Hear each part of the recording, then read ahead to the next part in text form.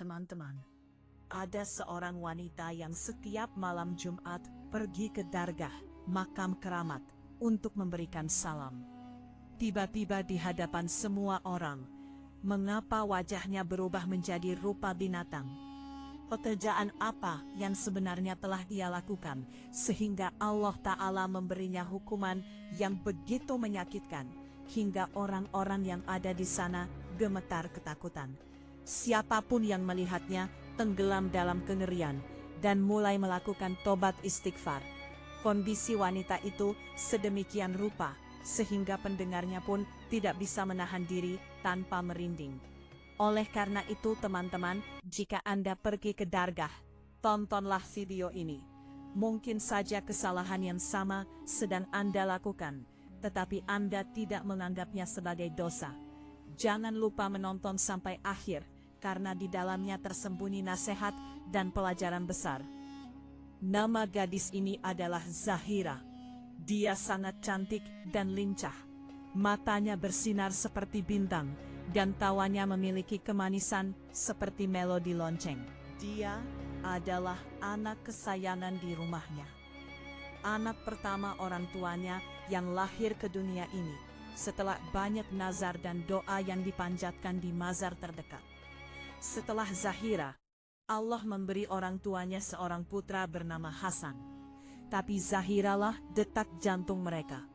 Ibunya Ruksana dan ayahnya Yunus sangat menyayanginya, sehingga mereka memenuhi setiap keinginannya.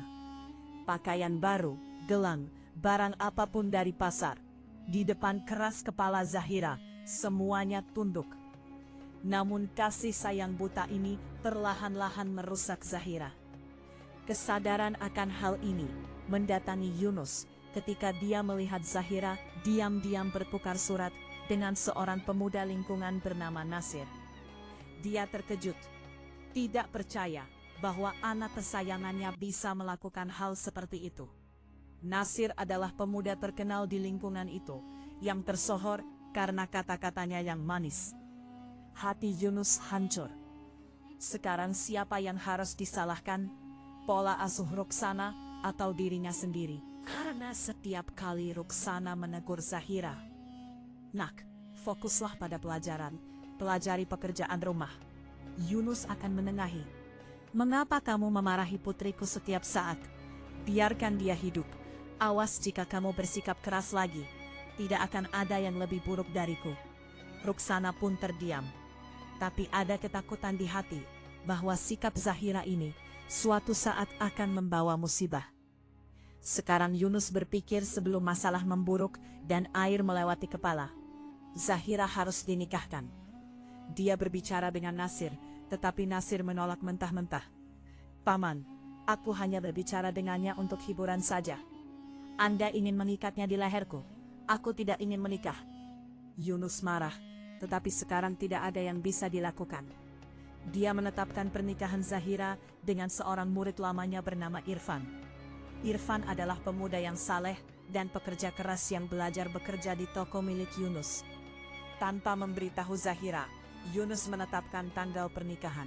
Ketika Zahira mengetahuinya, dia keberatan. "Abu, aku belum ingin menikah sekarang." Tetapi Yunus menjadi tegas. "Nak, kamu telah hilang hak untuk menyatakan pendapatmu. Aku akan melakukan apa yang menurutku benar." Zahira datang ke rumah Irfan sebagai pengantin. Hanya beberapa bulan setelah pernikahan, Yunus meninggal dunia, meninggalkan Ruksana dan Hasan sendirian. Ruksana sekarang bertahan hidup dengan mencuci piring dan mencuci pakaian di rumah-rumah orang lain. Hasan masih kecil. Dia pergi ke sekolah, dan Ruksana bekerja keras siang malam untuk membiayai pendidikannya. Setelah pernikahan, sikap Ruksana terhadap Zahira menjadi lunak. Dia sekarang menasihatinya dengan kasih sayang alih-alih memarahinya. Mungkin karena sekarang Zahira adalah satu-satunya sandarannya.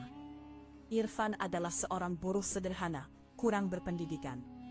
Dia bekerja harian, berangkat pagi-pagi sekali, dan pulang ke rumah dalam keadaan lelah di malam hari. Dia senang bahwa dia mendapatkan istri yang begitu cantik yang akan mengurus rumah dan menemaninya. Ibunya Khadijah dan ayahnya Rashid juga berhati baik. Khadijah menjaga rumah tetap bersih dan Rashid dikenal di lingkungan tersebut karena kesopanannya. Tetapi setelah menikah, Irfan mendapati bahwa Zahira sangat berbeda dari harapannya. Dia tidak suka membersihkan rumah, tidak suka memasak, dan tidak mau mengambil tanggung jawab rumah tangga apapun. Dia bermalas-malasan sepanjang hari, berganti-ganti pakaian, dan menghabiskan waktu bersolek di depan cermin.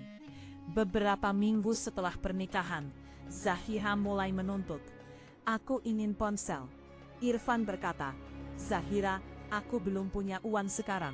Begitu ada uang, aku akan membelikannya." Tetapi Zahira tidak mau mengerti.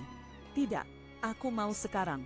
Melalui ponsel itu, dia ingin tetap berhubungan dengan mantan kekasihnya, Nasir, yang tidak bisa dia lupakan. Irfan sama sekali tidak curiga. Jika dia tahu, dia tidak akan pernah menikah dengannya. Akhirnya, Irfan meminjam uang dari teman-temannya dan memberikan ponsel kepada Zahira. Zahira melompat kegirangan. "Wah, Anda sangat baik, begitu cepat menuruti kata-kataku." Ruksana selalu tampak kesal dengan Zahira. Dia menyalahkan kematian Yunus padanya. Tetapi setelah pernikahan, ketika Zahira mendatangi ibunya suatu hari, dia meletakkan banyak uang di tangan Ruksana dan memberikan sepasang baju baru sebagai hadiah. Ruksana terkejut, "Dari mana kamu mendapatkan semua ini?" Zahira berkata, "Ibu simpan saja, nikmatilah. Aku akan membawa lebih banyak lagi. Hanya satu hal kecil yang harus ibu lakukan." Ruksana bertanya, "Pekerjaan seperti apa?" Zahira berkata, "Jika Irfan bertanya, katakanlah bahwa aku pergi ke dargah untuk berdoa dan kemudian menginap di tempatmu. Jangan beritahu dia bahwa aku tidak ada di sini." Penghasilan Yunus tidak pernah cukup untuk bisa dibelanjakan dengan bebas. Sekarang melihat uang sebanyak itu, hatinya tergiur. "Uang sebanyak ini tidak bisa aku hasilkan meskipun bekerja berbulan-bulan." Dia berpikir, lalu mengambil uang itu dan setuju untuk mendukung Zahira. Sudah menjadi kebiasaan Irfan bahwa setiap malam Kamis, malam Jumat, dia pergi ke dargah terdekat dan mengajak Zahira bersamanya. Suatu hari, ketika Zahira pergi bersamanya, seorang suci di sana bernama Baba Sai Ahmed melihatnya dan terkejut. Dia berkata kepada Irfan, "Nak, tolong ambilkan air sebentar." Begitu Irfan pergi, Baba berkata kepada Zahira, "Nak, jangan lupakan akhiratmu karena tersesat dalam kemilau dunia. Apa yang ada di dalam hati manusia, suatu hari nanti akan muncul di hadapan semua orang. Setelah itu, tidak ada yang tersisa selain penyesalan." Zahira terkejut mendengar kata-katanya, tetapi tidak mengerti. "Apa yang Anda katakan, Baba?" tanyanya. "Pahamilah pada waktunya, atau kamu akan menyesal." Saat itu Irfan datang membawa air dan Baba terdiam. Pada malam Kamis lainnya, Irfan pergi sendirian karena Zahira sedang berada di rumah ibunya. Baba menjelaskan kepadanya, "Nak, ketika kamu menjadi penanggung jawab seseorang, tugasmu bertambah. Kamu harus mengetahui segala hal tentangnya, baik kamu ada di sana atau tidak." Irfan mengangguk, tetapi dia juga tidak bisa memahami maksud kata-kata Baba. Sekarang, ini telah menjadi rutinitas Zahira. Dia pergi jalan-jalan, bertemu dengan teman-teman pria, dan seringkali berada di luar rumah sepanjang malam. Dia menggunakan ibunya sebagai perlindungan. "Irfan, kesehatan ibu buruk. Aku pergi ke tempatnya selama 2 hari. Anda tidak keberatan kan?" Irfan berkata, "Zahira, Ibu Khadijah sendirian di rumah. Beliau sakit tidak bisa bekerja. Aku kesulitan soal makan dan minum. Jika kamu terus-menerus pergi ke rumah ibumu, apa yang akan terjadi dengan rumah ini?" Zahira meneteskan air mata. "Jadi apakah Anda telah memenjaraku? Apakah aku pelayan Anda dan ibu Anda?" Irfan panik. Tidak, maksudku bukan begitu. Baiklah, pergilah. Aku akan memberitahu ibu untuk mencari bantuan. Zahira yang pamit 2 hari, ternyata tidak pulang selama seminggu penuh. Khadijah menjadi sedih. Suatu hari dia pergi ke atap untuk menjemur pakaian, lalu jatuh dari tangga. Irfan membawanya ke dokter. Setelah dibalut, dia pergi ke tempat Ruksana. "Bibi, tolong kirim Zahira pulang bersamaku." Ruksana panik. Dia sedang pergi ke dokter. Irfan pun menunggu. Ruksana menelepon Zahira. Zahira saat itu sedang berada di kota lain. Dia sedang berbelanja dengan teman barunya bernama Salman. Salman telah memberinya banyak pakaian, perhiasan, dan uang. Zahira mulai berpikir, bagaimana aku membawa semua barang ini ke hadapan Irfan? Tetapi karena terpaksa, dia kembali di malam hari dengan membawa barang-barang tersebut. Irfan bertanya dengan marah, "Dari mana semua ini dan mengapa terlambat?" Zahira menangis. "Anda mencurigaiku? Aku tadi sakit. Antrean di dokter sangat banyak. Lalu aku pergi ke dargah untuk berdoa." Irfan merasa malu dan bersalah. Zahira menceritakan kebenarannya kepada Ruksana. "Ibu, aku sudah bosan dengan kemiskinan. Aku mengambil uang dari laki-laki dan sebagai gantinya aku menuruti kata-kata mereka." Ruksana memarahi, "Ini adalah dosa, nak." Zahira berkata, "Lalu aku harus bagaimana?